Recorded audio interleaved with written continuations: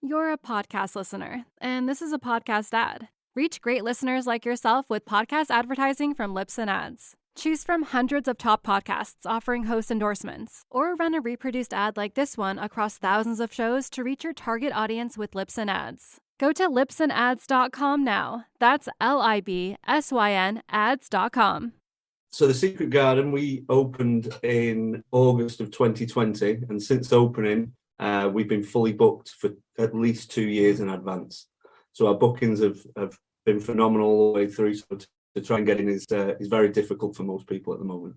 So if you're interested in exactly how Derry did that and the catalyst behind the success of his inspirational story, then keep listening. Welcome to episode 57. Glamping and unique holiday rentals are surging in popularity with the growing desire of customers to book holidays that deliver an experience. They are also the new business of choice for those wanting to improve their work-life balance. So how do you build a strong business like this that gives you the life you need and a great investment? I'm Sarah Riley, and I want to share what I've discovered after being immersed in this industry for over 20 years to inspire you to find out more about what's going on. Welcome. This is the business of glamping and unique holiday rentals.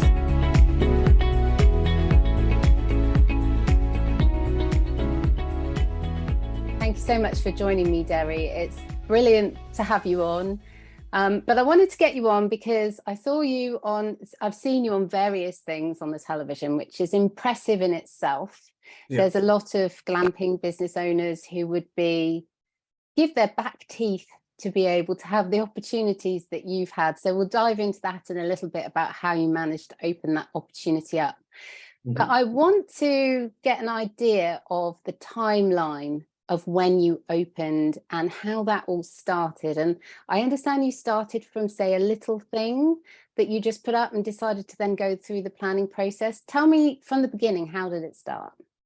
Yeah, so it's something that was all new to me when it started. So back in the first lockdown of 2020, before this, I had a European transport business. So I used to spend a week in France and a week here and come back in two. And I got stuck here in the first lockdown. So when we went into lockdown, I was supposed to be going back 10 days later, and that never happened. So I was stuck at home with the kids, supposed to be homeschooling and everything else, but nothing to do in the daytimes, gorgeous weather outside. And I hate being bored. It's just something I can't do. I have to be doing something.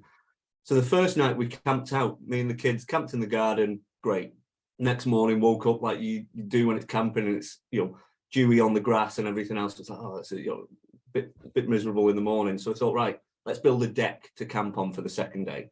And then it went from there. And each day, as lockdown went from days to weeks to months, I just kept doing a bit more and a bit more and a bit more just to keep the kids entertained. And by the end of the first lockdown, I'd ended up building this full, glamping pod. I didn't realize it was a glamping pod at the time. It was meant to be just a project for me and the kids, somewhere to spend time. We wasn't obviously going to be going away on holiday anywhere. So it was finding things that we could do outside. We all love being outside. So I built this first pod, and then I'd been updating my own social media. Back then in 2020, social media to me at the time was saying happy birthday to somebody or putting some pictures of the kids on. And I was putting it on my Facebook, and every day people were commenting about what I was doing. And a friend of a friend of a friend worked at Unilad and had seen what I was doing and said, can we do a story on you? So when everybody was building home bars and things like that, Unilad did a story on what a dad had built in lockdown. That was the story of it. So they did that the first day. The second day, they're owned by Lad Bible. Lad Bible took the story and put it on Lad Bible. And from there, it just blew up. That one post had something stupid like 15, 20 million views. It was crazy. And then I had people contacting me saying, can we come and stay? Which was, crazy at the time. I was like, it's in my garden, basically. But, I seen these people contacting me. So I put it on Airbnb. And I thought, what? Let's see what happens. And I put it on Airbnb. And within 3 days, it was fully booked for 2 years in advance. Airbnb had took it, because I assume with their algorithm and obviously seeing what had happened before, they took it and put it on their homepage and boosted it to everybody. So it was amazing, and I thought, wow, there's legs in this. So from there, I then decided to go through the planning process. I technically opened in August of 2022, in that weird kind of bit between lockdowns, and did the planning process and gained planning permission on the 4 acres of woodland that I've got here. In it was sort of end of February, start of March of 2021, and that's when I then started building the Secret Garden Glamping. So it all started from that one pod with the kids.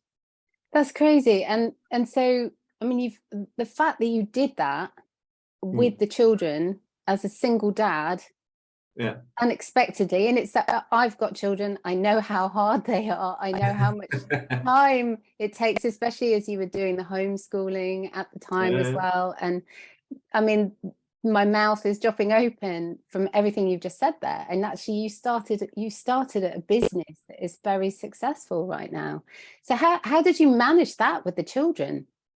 To be honest, it was hard at the time as well. It was really scary. So my previous business, my transport business, was really successful, but the customers we had were private individuals. So people who were moving out to Spain or France or having a second home.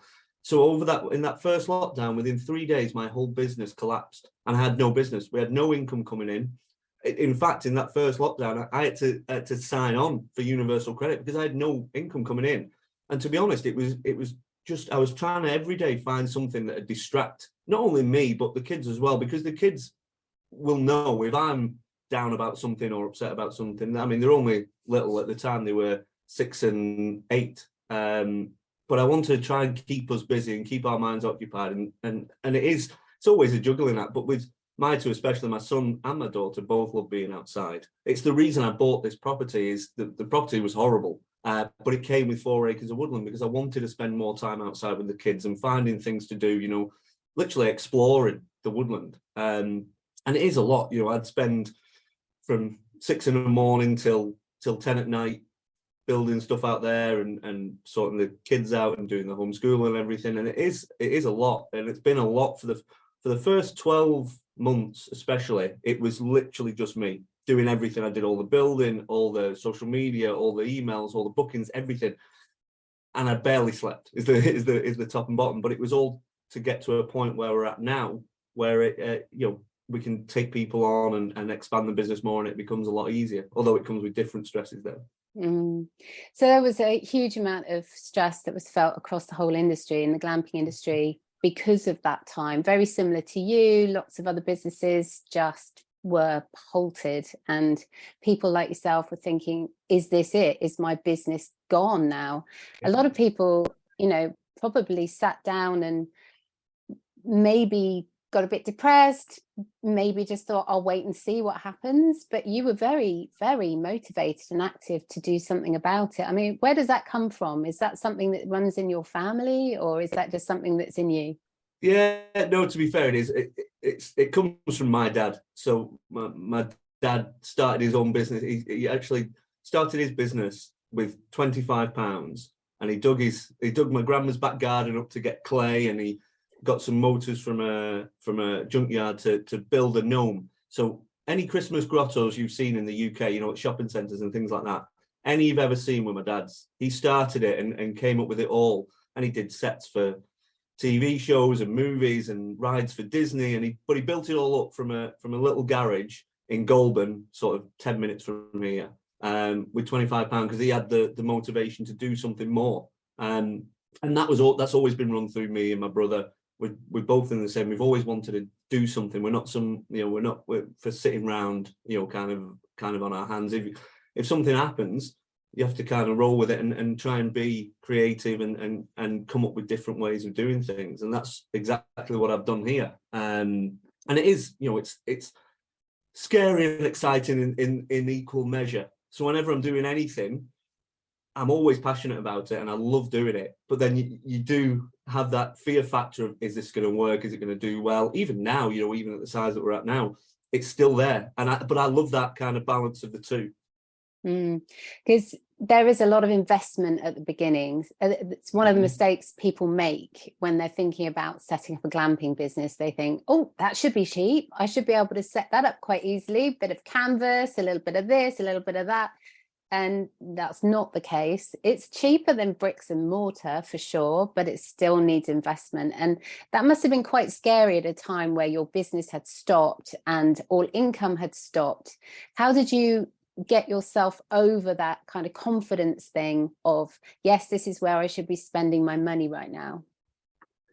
To be honest, it's always been hard, even at the start. So when we did the first one, and it sold out for 2 years in advance on Airbnb, that was amazing. But as with Airbnb, although we had 2 years worth of bookings, we had zero income from it, because obviously you only get paid out 24 hours after they arrive. So it was great, but I couldn't do anything with that. I had to try and figure out a way to capitalize on the publicity that we'd had, but have zero capital to go forward to build anything. And this is what ties in with now my social media marketing and the way I promote the business, is because I had to, the second one, which was called The Lodge, I had to launch that, even though I hadn't built it, and even though I had nothing to launch with, I had to launch it to be able to take pre-bookings, build up a booking system, take pre-bookings so I could take some deposits in to be able to actually build the product that I was going to then sell. So kind of like crowdfunding, basically.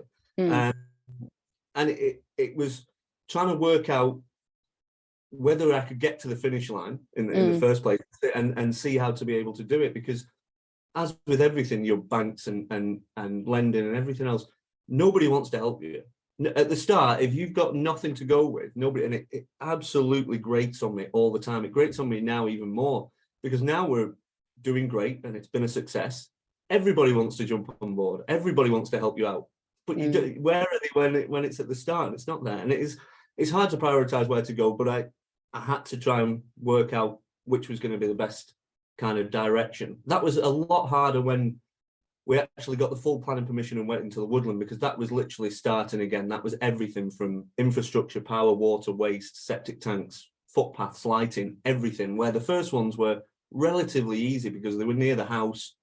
All the water, waste, that sort of stuff was all relatively cheap to do because it was all tied into the house, so that wasn't too bad. But as we expanded, it was trying to work out which was the best direction to go.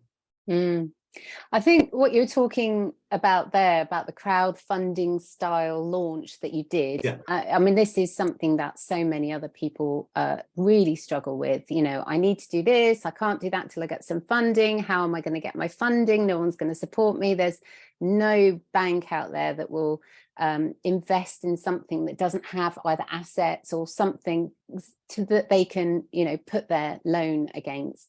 And one of the recent stories that's come out about crowdfunding is a company in America where they crowdfunded their glamping experience, which was happening in a desert. Got a huge amount of support for it, drummed up all this support, got huge amounts of funding, and were successful in achieving what they needed to be able to set up and launch within the first 20 minutes, 15 minutes of actually announcing their crowdfunding, plan. So it was brilliant. But they hadn't gone down the permissions route first. They couldn't get their permissions. And then suddenly they found themselves in debt with all of these people who had invested money into their project, and they couldn't get it off the ground because the permissions weren't there. I mean, how did it work with your permissions? Because you're talking about a woodland there, and woodlands can be quite tricky. Yeah, so from the planning side of things, I'll be totally honest, the ride throughout all the planning has actually been really good. And I see it all the time on the glamping forums, how people struggle so much with planning. But for me, it was quite easy. When I look back now, we've just done another set of planning permission. So we've just gained planning permission last week for an extension to a further 5 on the site now. But like you say, the piece of land I had was agricultural, greenbelt, woodland. Usually it's a no-go. But at the start of the planning process, I took on an amazing planning consultant called Claire, and she took me through everything, advised me in the right directions on everything. And again, before we did anything at all, it was going to the relevant people, neighbours, local businesses, the council themselves, speaking to everybody about what we wanted to do and what we wanted to achieve and why we were doing it as well, because that's always kind of a big part of it. When I came to this, it wasn't about making money. It never was. That's the whole thing, was me being able to spend time outside with the kids. That was the top and bottom. I mean, now it's got to the point where it's a great business and we're doing really well, but that was never the intention in the first place. And it was genuine reasons so if you sit down and speak to everybody, like I say, with the neighbours and the council and everything, and get those people on board, it's so much easier to go through the journey with the planning. We still had to go through all the hoops and jumps and everything else that you need to with the, environmental studies and land registry and everything else. But getting them on board and getting on the right side of people at the start to let them know why we were doing it and what we were doing really helped, I think. And the council have been on board with us at the start. When they came down, they assumed, I guess, like most people would, when you say a glamping site, you think a field with a load of pods on, basically. Where I wanted to incorporate the woodland within every unit. So I didn't want to take out a single tree. I didn't want to, impact the environment at all. I wanted it to be organic and be around. And that was challenging at first. And we got the council to come down because they just wanted to know exactly where it was going to be, how big it was going to be, what direction it was going to face. Where actually it was, well, we want to put it around here, but there's some trees here. So if that's in the way, we want to move it this way, or we want to incorporate that into the design, but we can't tell you exactly until we've done it. So when we went through the planning, again, everybody was really great. And it was a long process, I guess, looking back now, or longer than it should have been. But by the end, we ended up with the full planning permission that we needed. Everybody was on board with it. And, we've been able to move forward with the business now. So you've gone from one tent in the back garden to now how many units? So with this new set of planning permission now, it's 13. So we've currently we've got 8 that are built and open and have guests in. And then we've got 5 more that are now under construction. So we've got the newest one, which we launched last Friday, called the Oasis. That's opening in 7 weeks' time. And then we've got a further 3 to open this year and another one for next year then. So how are you going about you talk about social media. Social media has been one of the things that's really catapulted you into various opportunities that were unexpected. How have you managed that as your business is growing? How have you gone through those steps of, do you have someone who does your social media for you? Is it still very much you?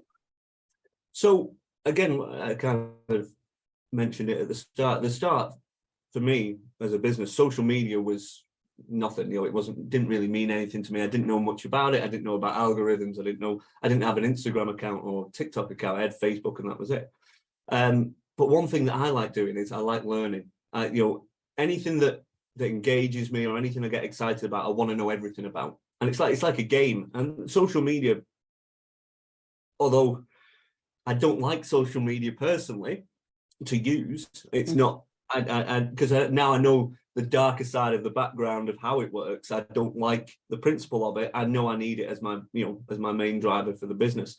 So it was learning. I'd spend from 10 p.m. at night till 2-3 in the morning watching different videos, searching the internet, trying to find different things, and then testing different things with my own social media and seeing what works and seeing what doesn't work. And then when something does work, okay, why did that work? Why was that better? Was it the images? Was it the videos? Was it the text? And working all these little things out to the point now where we can, command hundreds of thousands of views per post, on a daily post, and millions when we do something big. So yeah, it was a steep learning curve, and it was trying to figure it out. And at the start, up until 6 months ago now, the whole social media has been just me on my own, because I have a strict vision of how I want it to be and how I want it to look, because it does come down to little tiny details that really make the difference between a post that was good and a post that was viral. It's not, everybody's 90% there. It's that last 10% that really, really makes the difference. And that's where I've always altered stuff. But now I've got Chelsea, my partner.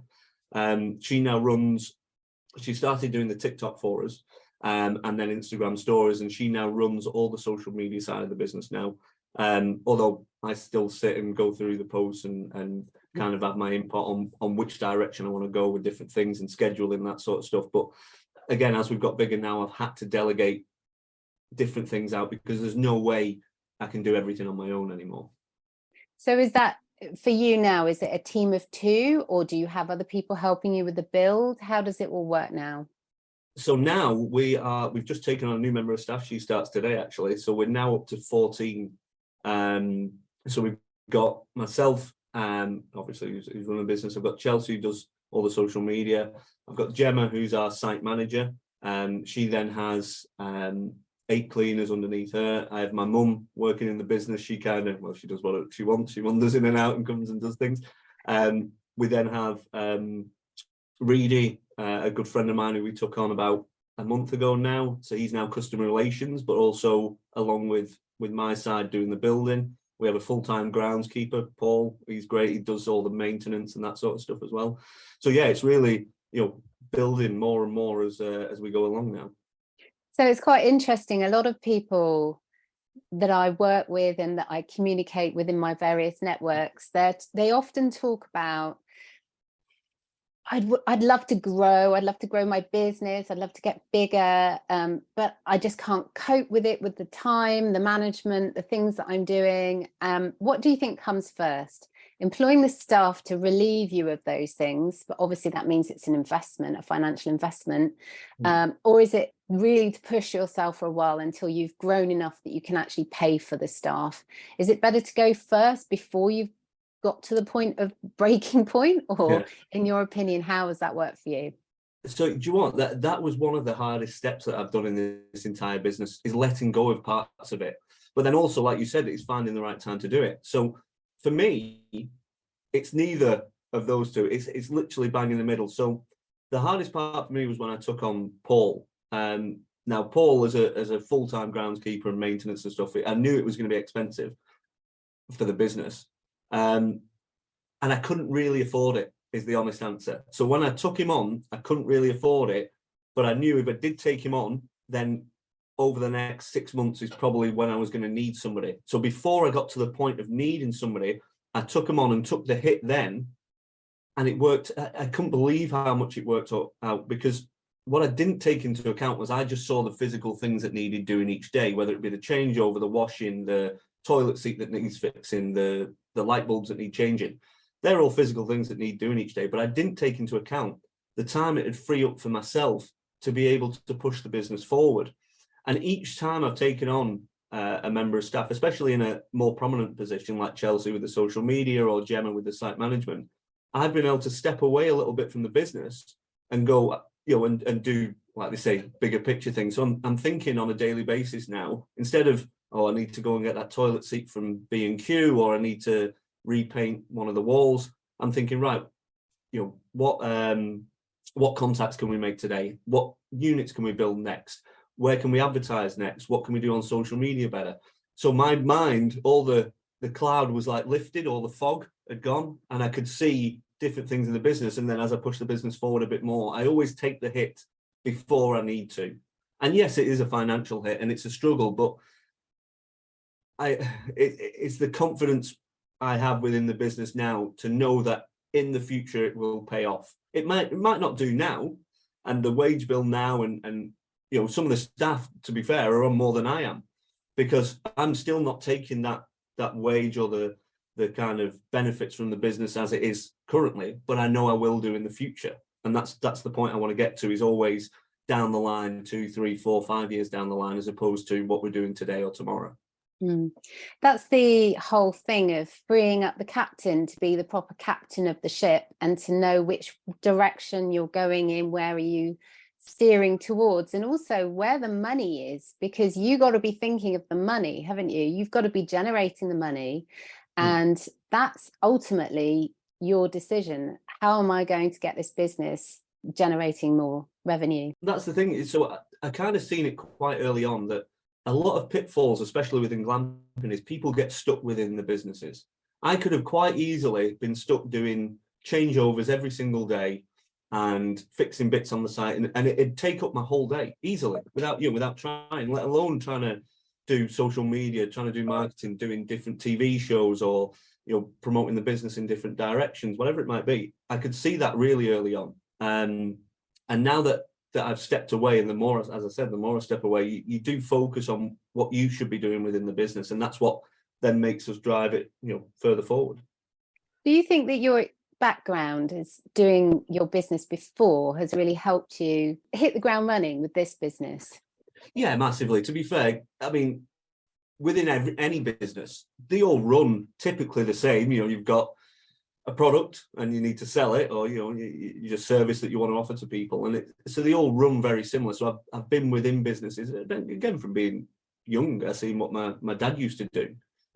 So I've been around and been running businesses for a long time. So that certainly helps. But then, as with every business, it has totally different challenges. So when I was doing transport, you might have broken down trucks, or you might need to MOT vehicles, whatever it might be. And here it's customers that need extra attention, or you need to change a layout or something like that. So there's always going to be differences, but the key kind of components of it, of making money and making sure that whatever you're doing is profitable, is always the same. So in your time doing this, have you found that your ideal audience, or the person that's most likely to book one of your stays, is a particular person? So are they a particular age? Do they have particular likes or dislikes? Is that something that you've found, that your audience is, in a particular segment? So it is hard, because obviously as a marketing, kind of project, you should be looking for your ideal target guests. You don't want to mix different groups of guests. They don't get on well and you end up appealing to nobody. But we have what I say is two different sides to the business. So we have the glamping business itself, which is driven by the social media side of the business. So the social media side of the business now, we've got over 500,000 followers. There's no way on God's green earth, if I was here for the next 100 years, I'd be able to accommodate all them people. Yeah. So a lot of the following are actually just following us because they like seeing what we're doing, whether it be the new units that we're making, or stuff we're doing down here on site, whatever it is. A big part of the following is now social media content creation, because that's what they want to see on a daily basis. So our following is one side of it, which is 97% female between the ages of 22 and 45. That's our core group of followers. Where what we're actually running over to as far as guests, it's a wide range. We have a lot of people coming for birthdays, anniversaries, stuff like that. We have a lot of groups of women who come to get away from the kids, from their husbands, to have a relaxation, get away and spend some time in nature. And then we do have the younger families as well. So it's couples with younger kids, between the ages of 0 and 6, that sort of age range. So it is a mixture of different people that come, although our following is totally different to what people actually come and stay. And how do you think if you were to give yourself one kind of perfect success story, how have you been most successful at attracting guests? Is it through your social media? Is it through a particular booking platform you've used? Is it through your TV appearances? What's the thing that really kick-started it and started to the momentum? Yeah, the absolute number one is social media by a country mile. That's where 99% of our audience has come from. Although from that we've done other things like different TV shows and stuff like that. It has all been from the social media following, and building that up has been my main focus at the start, as well as going forward now as we're growing. The social media audience grows, and as that grows, more people see us. So I thought, again, when we started the business, I thought, looking back now, but building one unit and getting bookings for that was relatively easy at the time when I look back now. But doing it to get 8 units fully booked, or 13 units fully booked, or 20 units as we go forward fully booked, we have to keep growing the audience to make sure that we can fill that space. But social media has been by a country mile the biggest driver that we've had, and absolutely the main thing that we'll focus on going forward. And the two, from what you said earlier, the two platforms that you're using the most are TikTok and Instagram stories. Is that right? So now our biggest driver is still Facebook. So we've got 300,000 followers on Facebook. About 50% of the bookings come through Facebook. Our second biggest driver now is TikTok. So it used to be Instagram. Facebook was the biggest, then it was Instagram, and then TikTok was just kind of coming up. where TikTok has actually taken over as the second biggest driver, not only of followers. We're about 120,000 on TikTok, something like that. But that also correlates to bookings because it is our second biggest booking platform driver as such. Just behind Facebook. Then we've got Instagram. Then we have other smaller streams when it's TV shows or newspaper articles or awards or whatever else it might be. So in my time in the industry, I've come across all kinds of business owners, from resorts to smaller hobbyists to people just doing it to raise a little bit of an extra income, to people like you that have got big view of where you want to go and how big you want to grow. And often I say to them, how do you measure your success? How do you figure out what's working for you and what's not? And often they say, well, I don't know. I just get a sense of, I just get a feeling. But you're very clearly talking about, we get most of our bookings from this platform and that platform. So you've clearly got your measurements in place. Is that something that you set up? Are you very much into that kind of thing, or have you had someone help you do that? No. So again, as with everything's done through here today or these days. Companies like Facebook, Instagram, TikTok, they're all monetizing now. Facebook did it first, then Instagram, then TikTok. So they're giving you the tools to find out all these details, to find absolute minute information about every single guest that either wants to book or has booked or is following you or likes the stuff that you're doing. And they want to give you the tools to do it, because at the end of the day, if they give you enough information and say, we're the best, they want you to spend money with them. That's the top and bottom. Facebook, Instagram, and TikTok are all businesses. When we talk about social media, this is slightly off it, but I have 3 customers. Although we've got 500,000 followers, they're not my customers. They're Facebook's, Instagram's, and TikTok's customer. I've only got 3, which is Facebook, Instagram, and TikTok. They're the only 3 people who I do business with on social media.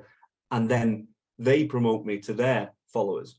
So yeah, with social media, they give me the tools now to be able to see all these little details, and we can tie it into the website and see where the traffic's coming from and see where the bookings are coming from. So you can really know where to focus now. Because if I didn't, I would assume, if I didn't look at any of the analytics that we have in the background now, I would assume Facebook's the biggest because it's got the biggest number, and Instagram's the second biggest because we've been on there the longest. But I wouldn't know something like TikTok, for example, was driving so much further past Instagram without having the analytics in the background. So many times I say, get your analytics in place, and I have people roll their eyes at me, but you're just confirming it's just incredibly important. You get so much amazing data from that, and it's completely free once it's set up. It just is ticking along in the background, doing all the work for you. It's fantastic. So do you do many social media ads, or is it more organic things that you do? Yeah, so the whole following through social media has been 100% organic. I've never done any Facebook ads, Instagram ads. Having said that, I say none. I think my total marketing budget on social media is about £130 over the past 2 years. And what I've done is I put on like £5 at a time to test, on an A to B test across 7 different adverts to see what Facebook thinks is good.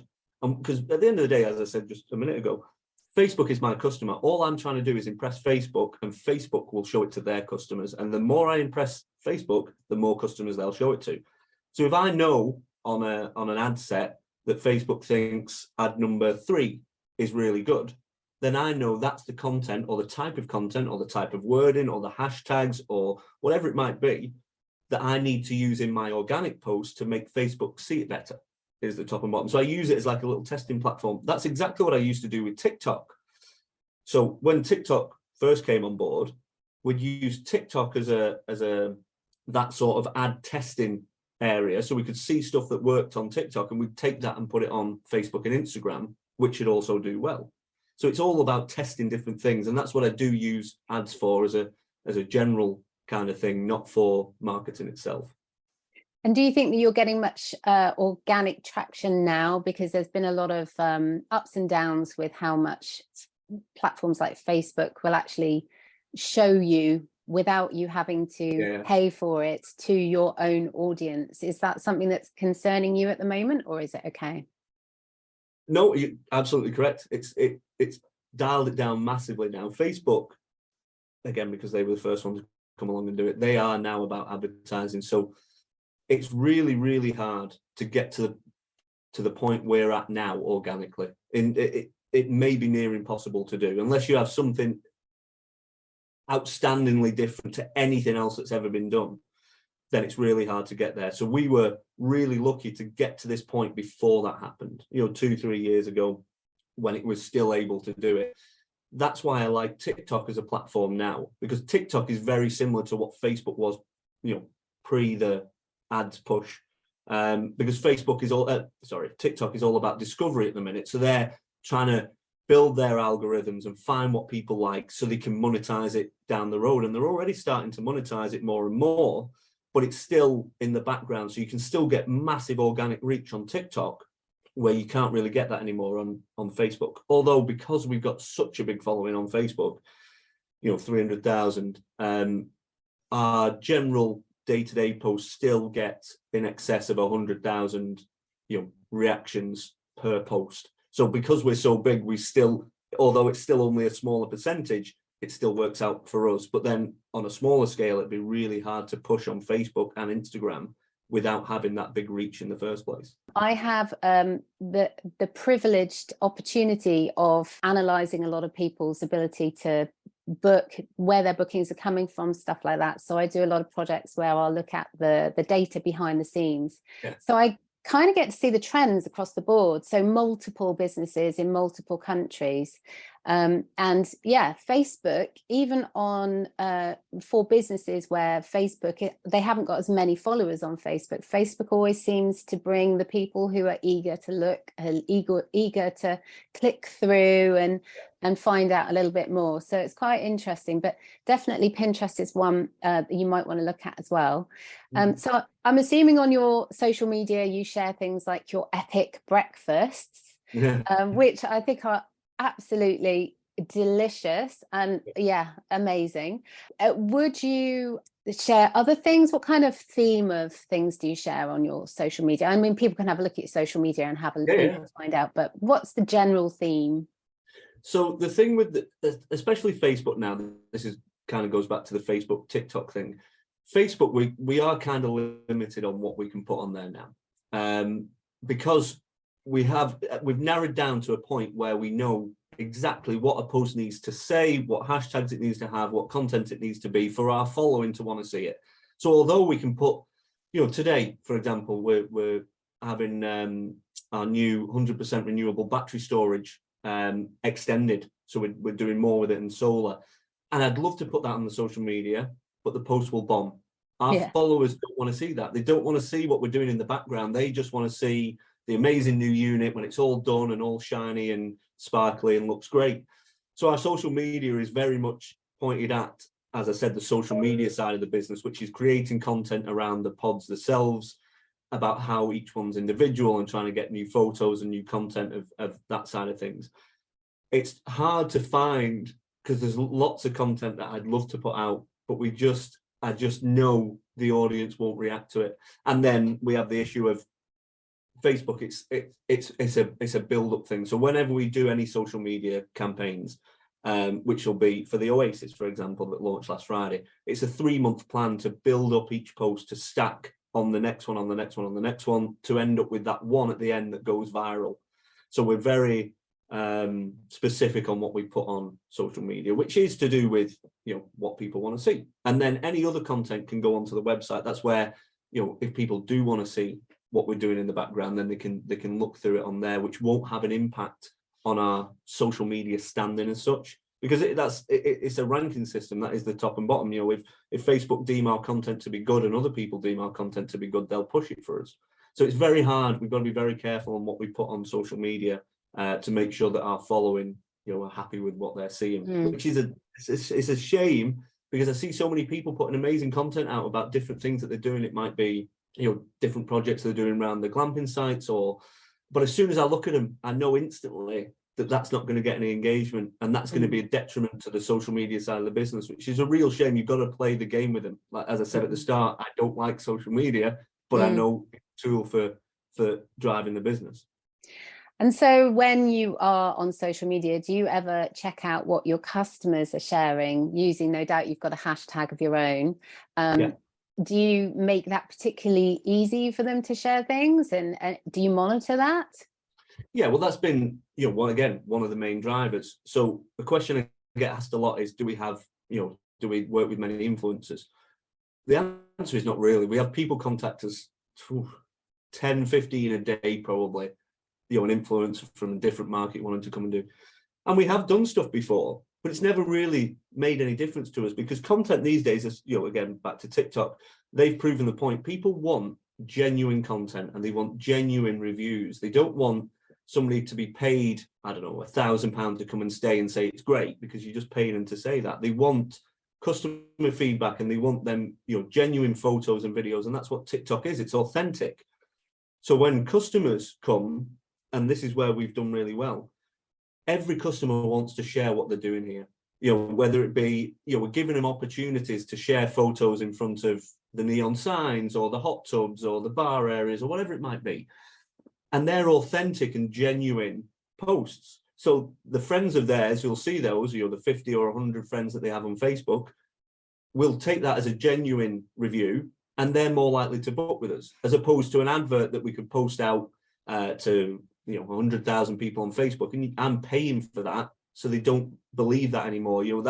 That's what's really changed within the marketing. So getting our own customers to be able to push the content themselves, which is free, just by giving them the opportunity to do it, makes a massive difference. Absolutely. So I've got to ask the question, have you seen any of your customers do anything really silly or share anything really silly on social media? This is something I love to dive into. I'm trying to think if they've shared anything. I mean, do you know what? We had a prime example, because the people that we get coming staying now are from all walks of life, from all parts of the country. We get a lot of people from down south, from London, Essex, Cornwall, Kent, places like that, and a lot of people have never been into a woodland. They've never been outside of a city centre or whatever. And we had, last night was the perfect example. A guest phoned up last night and said the underfloor heating wasn't working. Went down and had a look, said that we've turned the controls on, but the decking's not getting warm. I was like, sorry, what? And she'd been stood outside for 45 minutes, assuming that the decked area outside would be underfloor heated, and it's just a piece of wood. And I'm like, no, that's not quite how it works. And then they couldn't get a fire going. They'd used some kindling as tried to use it as a lighter, I think, to try and light a piece of wood with a lighter. And it was just like they'd never been into an outdoor environment. And to me, it's baffling, because as a child we used to play in the woods and things like that. But yeah, people, we get people coming from all sorts of walks of life and who've never spent any time in nature. But again, at the end of the experience, they go away loving it, and they've learned something. Every day's a school day, and that's how it kind of ends up being. And the way I like to think about it is, if you encourage people to do these things, they grow to love nature, and if they grow to love nature, they'll do more to protect nature as we go forward. And that's what it's all about, isn't it?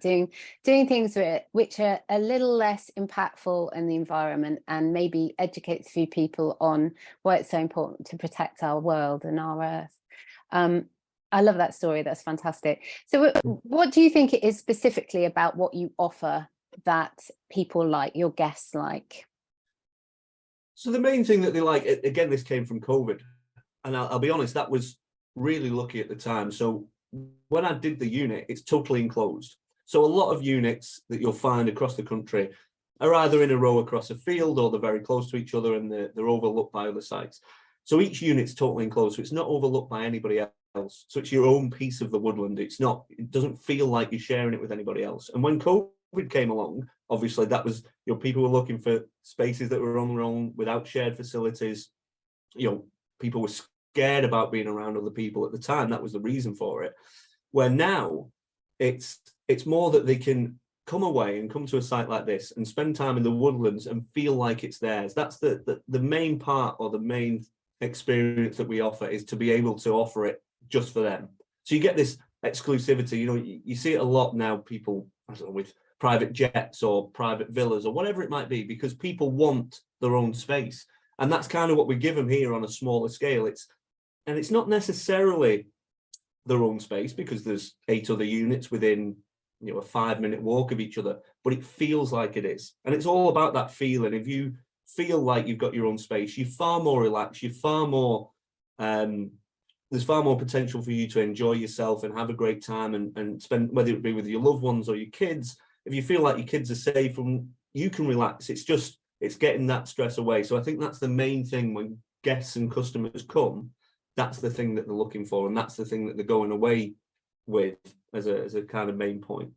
This industry has been around since pre-2010, but as it evolves, where do you think it's going? Where do you think the trend is right now for where it's going? You're obviously expanding, so you're very confident about it. Where do you think in general it's going in the UK and potentially the world? So customers are always more demanding. Year on year, they do want more. They want all these different websites, whether it be booking.com, Airbnb, give people the option to shop around now, and people can see everything from a tent in a field to a glass building in a tree that looks amazing. And it is, there's some phenomenal units out there. I say this all the time. I know 100 different glamping sites that are all better than mine. I know them, and I can see them on a daily basis. So there's lots of competition out there, but I think the lower end of the market, you sort of bell tents, your pop-up sites, that sort of thing. People aren't, there's a lot of them now. I don't think people are really looking at that as a glamping experience now. And then you've got the very high end of the market, which is, stunning structures that are, 8, 9, £1,000 a night, whatever it might be. Those two ends of the market, I think they're always going to be there because there'll be a market for it, but I think they'll be a lot smaller. Now people want to be able to have an experience wherever it be and have certain things. They want to be able to relax like they're at home. They want, heating, lighting, internet if you're taking the kids, things like that. So they want to be able to relax, but they do want to reconnect with nature. So the more, again, I say authentic, the more the area can enhance what you're doing there. So in my case, it's a woodland. It might be a coastal view, it might be lakes, it might be mountains, whatever it might be. Being able to get people outdoors, out of the unit. So one thing I noticed when I was doing mine, and this is again back to when we was talking about stepping back from the business, I assumed each unit I did was getting bigger and kind of better as a unit. But actually, when I looked at what I was doing organically, the units weren't getting any bigger, and they weren't having any more than a bed, a bathroom, a sofa, a TV. That was basic kind of things. I was never really changing the interiors. What I was doing was extending the outdoor space and giving people more and more reason to spend time outside of the unit, not inside. Because if you sat inside, you may as well be sat on your sofa at home. Yeah. There's no difference. And what we try and do is try and make people spend and give them reasons to spend as much time outside as possible, because that's where they're going to create the memories. They're not going to create a memory sat on a pull-out sofa bed in a small pod in the woodland. They're not, but they are going to do if they're going to be outside playing a game of cards around a fire pit, for example. So the outside areas are by far and away the most important part of a glamping site now. Not the units, although if you go to the glamping show, everybody will tell you their unit's the best unit and that's the unit you need. Units, to be honest, are secondary to what you're creating outside of that space. Because why compete with the Hilton on a stunning suite that they've got when you've got all this outdoor space that they don't have? So concentrate on what we've got over what hotels or bed and breakfasts or whatever else have got. We've got outdoor space, we've got outdoor areas, we've got woodland, we've got fields, we've got lakes. That's where we need to focus. So is this the methodology that you apply to your franchise? So you're now looking to offer franchises. Tell me a little bit about that. So at this point now, this has been on my mind for the past 12, 18 months, is what to do with the audience that we've got. As I said earlier on, we're over 500,000 followers now. There's no way on God's earth we could host all them in a million years. And the only detriment to the glamping side of the business is not having enough availability. Our waiting list is 44,000 now. We're turning away around 500 or 600 bookings a week just off the phone of new people that are phoning us. let alone stuff that we've already got in the pipeline for this year and for next year with different TV shows and things like that. So the audience is going to get bigger. And it's although we're not losing any following, we're losing those bookings for this year, because if somebody's coming for the 30th birthday, they're not cancelling it and doing it on the 32nd birthday when they can get in. They're still going somewhere this year for the birthday, and they'll come back to us in a couple of years' time for something else. So it's finding where to go. And the one bane, or the one thing that I really don't like, it's within every industry, to be fair. Now it's kind of spreading out. Just Eat's in the takeaway industry, or Airbnb and Booking.com in the travel industry. I could have turned the platform into another OTA and just had, because at this point we've got more followers than Canopy and Stars. So we could have turned us into an OTA, taken on other sites. But I don't like the model. I really don't, because it's an ever decreasing model. If you start out with a great principle of having let's say the 10 best sites in the UK, but then you need to, it needs to grow as a business. So then you've got to take on 10 more that aren't quite as good. And then some of them leave, so you take on 20 more that aren't quite as good as them. And it's always going down. You look at Booking.com now, I'm pretty sure a Portaloo in a field could get on Booking.com now. It's ridiculous. So I didn't want to go down that way. And then the other side is, the reason I started this business was so that I could spend time outside in the woods with my kids and do things. So if I went now and I could get financing for it and open 5 or 6 more sites across the country, I'd have to be traveling the country again, and I'd have to go to these places and sort them all out. And then it then takes it away from what I was doing in the first place, which again, I didn't want to do. So with the franchise model, we can have other amazing entrepreneurs, amazing, glamping site owners who want to get on board and who want to run a business that we can help with. So we can solve our availability problem, which, is always going to be there, because if I had 50 more of these units, they'd still be fully booked with the following that we've got currently. And it'd also solve our social media problem, because as a social media organization, we need content. And if I stop, once we get to 13 on this site, that's the planning permission done here. So I have no content for the social media business to go forward with. So again, we need to keep building units. We need to keep evolving and keep the business moving. So it solves a lot of different problems without going down the route of causing myself more problems with OTAs and things like that. And it dilutes the brand. People know the Secret Garden now. They know what they're going to get with it. And this is why our units sell out. The Oasis, we put that online on Friday. That sold out in 47 minutes. Nobody has any clue what we're building. Nobody knows anything. They know it'll have similar features to other things we've done. So they're confident in the brand that it's going to be something amazing, and that's why we get the bookings. Whereas if we took on 20 or 30 other random sites, that is diluted and people don't have the confidence then. So we want to keep the brand solid, but still be able to expand and meet the needs of our customers. No, it's really interesting. It reminds me very much of what Under Canvas did in the USA. I don't know if you know much about that. They started very much like you, very small, and they grew and they grew, and they just had this great brand, and it's just suddenly taken off. And now they've had major investment. They've made a huge amount of money. They've got 7, 8 sites more in the pipeline, I'm sure.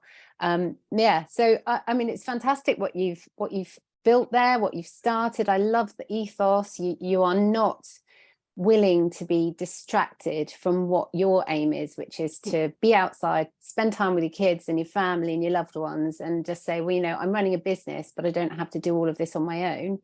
And I think that's really inspirational, and I hope very much that listeners will be able to take something from that. How do people get in touch with you? So you can get in touch, easiest way, social media. Facebook, Instagram and TikTok are all the same, at the Secret Garden Glamping. You can email me directly on info@thesecretgardenglamping.uk, or just give me a bell. My number's on the websites, on the emails, things like that. So I'm always open to talking to everybody. I have lots of different, I know probably 6,000 or 7,000 of our followers are glamping site owners from different parts of the country and different parts of the world. And the odd one or two will message me and ask me questions. And I'm sure there's lots of people out there who want to message, but maybe feel a bit cheeky about it, or maybe people don't want to talk about it, or whatever it might be. But I'm like an open book. I'll tell everybody, because the community as a whole is an amazing community within glamping, and I love being part of it. I love helping out with it, and anything I can do, because I've made so many mistakes over the past 2.5 years, and cost myself literally hundreds of thousands of pounds in mistakes that I've made along my journey of learning. But if you don't have to make them, I'm happy to let them know how to not do that and how to avoid doing that. So yeah, if anybody ever wants to have a chat, just give me a bell. Oh, it's been really inspirational chatting to you, and I hope very much that your new expansion plans go really, really well. And if you have any stories whatsoever you want to share again, do make sure you come back to me. Yeah, I've really enjoyed it. It's been great. So yeah, I'd love to do this more. Anything you ever need, I'm always here. Great, thank you so much. Well, lovely to speak to you, and see you soon. Very welcome. Take care. What an absolute star he was. Well, I'm sure you will join me in wanting to thank Derry for his time on the podcast, sharing his expertise and his experience, and basically getting you all fired up and inspired to move forward. So you can do that just by dropping a review into the platform that you are listening to this podcast on. We'd both really appreciate it. And if you want to go and check out the show notes, you can do that by going to inspiredcamping.com/057, as this is episode 57. We do that for all of our episodes.